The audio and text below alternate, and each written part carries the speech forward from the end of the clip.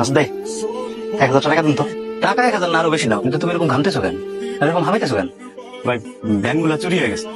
আমার তো কম বেতনে চাকরি, অফিসে হাইটা আইসা যায় আর 2টা ভ্যান কিনছিলাম। সকালবেলা সবজি বেচতো আর বিকালবেলা ইলেকট্রিক দোকানের ভাড়া মারতো।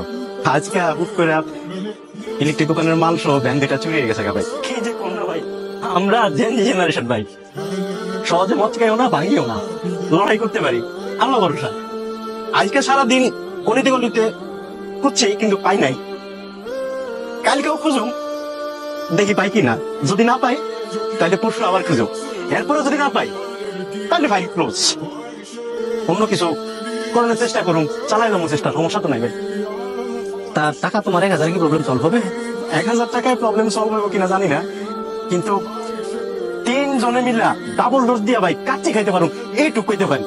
এরপর একদম পেট ঠান্ডা কইরা চক্ষু দুটা বন্ধ কইরা সটান শুয়া কতক্ষণ বামু আর কি কেমন যায়।